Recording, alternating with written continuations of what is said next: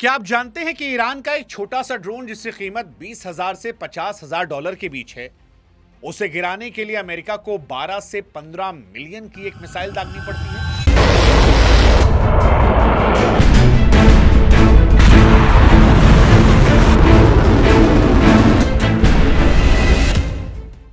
अगर पैसे में तब्दील कर दें देसी भाषा में, तो ईरान का ड्रोन जो 16 से 40 लाख रुपए का है, उसको गिराने के लिए अमेरिका को 100 से 125 करोड़ की मिसाइल दागनी पड़ी। और ये कोई काल्पनिक कहानी नहीं है, ये अमेरिका के ऑपरेशन एपिक फ्यूरी का वो सच है जो अमेरिका के खजाने पर भारी पड़ रहा है, जिसको लेकर अमेरिकन सवाल उठा रहे हैं कि भाई साहब, इतना खर्चा करने की जरूरत क्या थी इजराइल के युद्ध लड़ने के लिए। अब क्योंकि अमेरिका इस युद्ध में फंस गया है, ईरान ना उससे निगलते बन रहा है ना उगलते बन रहा है, और जब उसने शुरुआत के 24 घंटे में 6,500 करोड़ 779 मिलियन रुपीस खर्च कर दिए हैं, तो यह सवाल उठ रहा है कि क्या यह जंग इजराइल अमेरिका की ईरान के खिलाफ बहुत महंगी पड़ रही है, क्योंकि यह रकम इतनी बड़ी है कि इसमें कई छोटे छोटे देशों का तो साल भर का पूरा बजट निकल जाए। और अब यह जंग केवल बारूद की नहीं है, यह डॉलर वर्सेस ईरान की सस्ती टेक्नोलॉजी की है।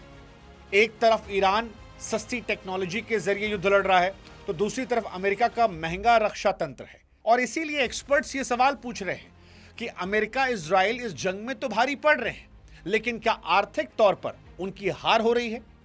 क्या यह आर्थिक थकान अमेरिका को आगे आने वाले वक्त में, अगर युद्ध लंबा चलता है, तो परेशान करेगी? आज इसी को हम समझने की कोशिश करेंगे। इससे पहले इस कहानी की शुरुआत करें, हमारी आपसे गुजारिश है कि हमारे व्हाट्सएप चैनल से आप जुड़िएगा। आप में से बहुत सारे लोग जुड़े हैं, उनके हम शुक्रगुजार हैं। तकरीबन 5 लाख लोग अभी हमारे व्हाट्सएप चैनल का हिस्सा बन चुके हैं। So thank you so much. आप में से जितने लोग बढ़ रहे हैं, उतनी ज़्यादा हमारी हौसला अफजाई हो रही है और आपके लिए और वीडियोज़ हम लाने की कोशिश कर रहे हैं। लिंक हमने डिस्क्रिप्शन में, कॉमेंट सेक्शन में दिया है, आप लोग भी प्लीज़ जुड़िएगा। अब शुरुआत करते हैं। देखिए, जब भी हम टीवी पर मिसाइलों को फटते देखते हैं या कोई धमाका सुनते हैं, तो यह धमाका सिर्फ बारूद का नहीं होता है, यह असल में नोटों का एक बहुत बड़ा मीटर बिजली की रफ्तार से भाग रहा होता है। इस पूरे सैन्य तंत्र को चलाने का खर्चा अगर आप जानेंगे तो यह इतना डरावना है कि यह हमारी आपकी सोच से परे। मसलन उदाहरण के तौर पर समुद्र के बीचों बीच अमेरिका का जो एक जहाज खड़ा है, जिसे कैरियर स्ट्राइक ग्रुप कहते हैं, उसे सिर्फ चालू रखने का खर्चा, यानी ऑन रखने का खर्चा जो है, वो 6 मिलियन से 10 मिलियन, यानी 50 करोड़ से 80 करोड़ के बीच में आता है। अब इसे और आसान भाषा में समझें तो अमेरिका हर घंटे 32 मिलियन यानी 270 करोड़ रुपए बारूद में जला रहा है।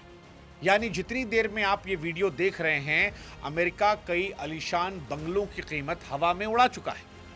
ऑपरेशन एपिक फ्यूरी के दौरान हमलों की तीव्रता भी ज्यादा है, क्योंकि लगातार हमले हो रहे हैं। ऐसे में पहले दिन का खर्च जो था वो अरबों में पहुंच गया। अब आप यहां पर एक बार खुद समझिए कि क्या कभी आपने 12 मिलियन की माचिस की तीली देखी है? करीब 100 करोड़ की।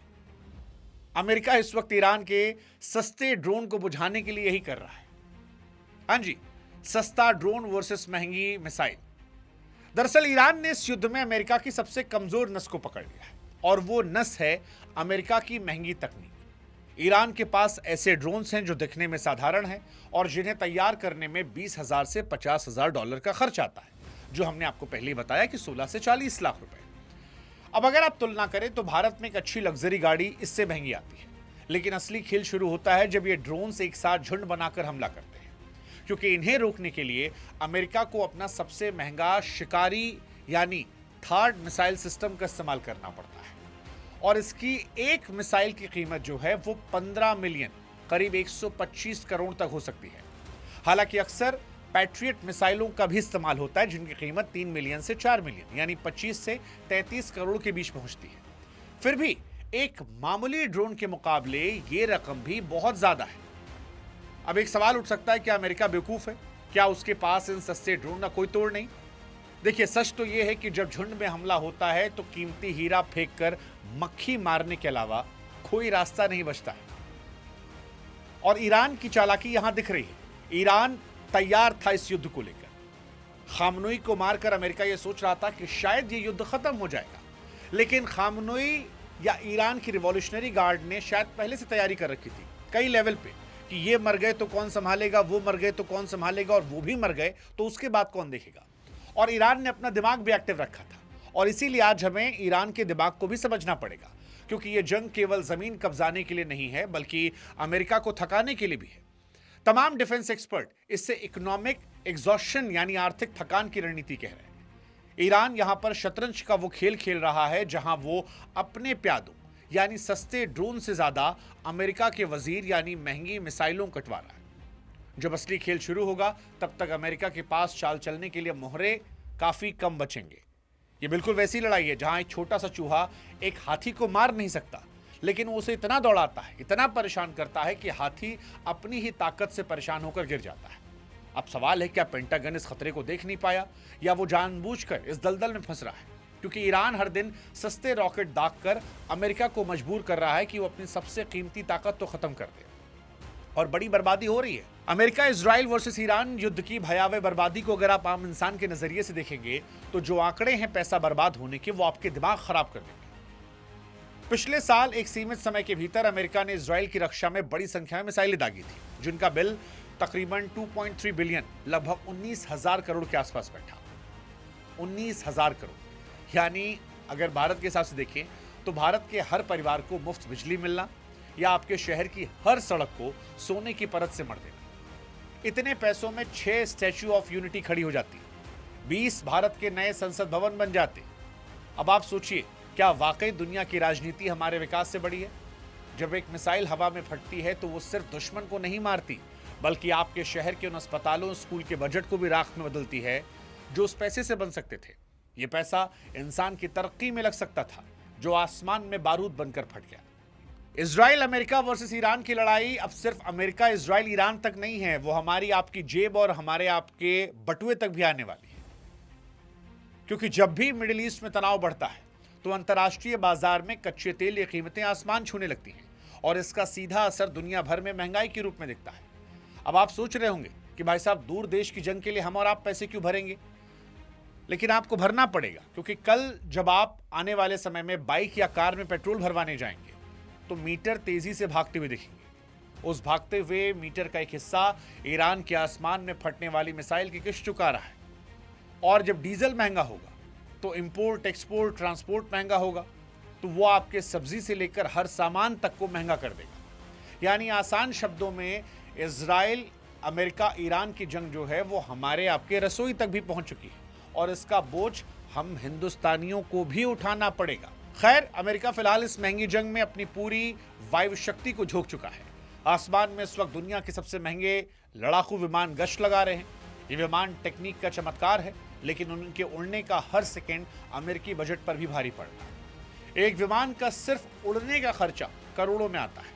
हवा में ईंधन देने के लिए टैंकर विमानों की पूरी फौज उड़ती है, लेकिन नुकसान सिर्फ मशीनों का नहीं है, क्योंकि एक पायलट को तैयार करने में अमेरिका सालों की मेहनत और करीब 83 करोड़ रुपए से ज्यादा खर्च करता है। एक F-35 पायलट सिर्फ एक सैनिक नहीं है, वो अमेरिका की 20 साल की मेहनत है। अब यहाँ एक बड़ा रिस्क है कि अगर आज ईरान या चीन ने कोई बड़ा हमला कर दिया तो क्या अमेरिका के पास मिसाइलें, अनुभवी पायलट बचेंगे? एक भी विमान न गिरना सिर्फ लोहे का नुकसान नहीं है, वो अमेरिका के जीते जागते सुपर कंप्यूटर का खत्म होना है, उसकी सुपर पावर पर सवाल खड़ा करना है, जिसकी भरपाई में दशकों लग जाएंगे।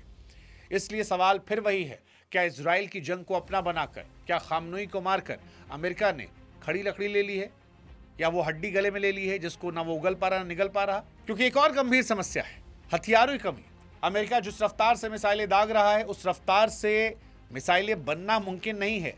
जानकार ये कहते हैं पिछले कुछ समय की ऑपरेशंस में कुल मिसाइल स्टॉक का लगभग 15 से 25% का हिस्सा इस्तेमाल किया गया है। पेंटागन की सीक्रेट रिपोर्ट डराने वाली है। अमेरिका का मिसाइल भंडार खाली हो रहे उस पावर बैंक की तरह है जिसे चार्ज करने में सालों लगेंगे, लेकिन इसके इस्तेमाल में सेकंड्स लग रहे हैं। इन हाईटेक मिसाइलों को दोबारा बनाने में सालों का समय लग सकता है। अगर कल पावर बैंक कमजोर रहा और चीन या रशिया या नॉर्थ कोरिया ने कहीं और युद्ध खोल दिया, तो फिर क्या सुपर पावर का सुपर अंदाज रह जाएगा? देखिए, डोनाल्ड ट्रंप के नेतृत्व में शुरू हुआ ऑपरेशन एपिक फ्यूरी ईरान के परमाणु ठिकानों को निशाना बना रहा। अमेरिका का लॉजिक रहा कि ईरान को रोकना दुनिया के लिए जरूरी है, लेकिन अब फैसला उनको भी करना है और हमको भी करना है कि दुनिया इस तबाही को किस नजर देखती है। दो ऑप्शन आते हैं। पहला, क्या अमेरिका को अपनी ईगो छोड़कर इस महंगी जंग से पीछे हट जाना चाहिए ताकि वो अपनी अर्थव्यवस्था बचाए और भारत में जो हम लोग बैठे हैं हमको भी इसका नुकसान ना हो। दूसरा, क्या ईरान के परमाणु खतरे को देखते हुए ये भारी भरकम बर्बादी झेलना अमेरिका की मजबूरी है? आपको क्या लगता है? अपनी राय ऑप्शन ए या ऑप्शन बी लिखकर कमेंट सेक्शन में बताएं और उसके पीछे अपना लॉजिक भी दें।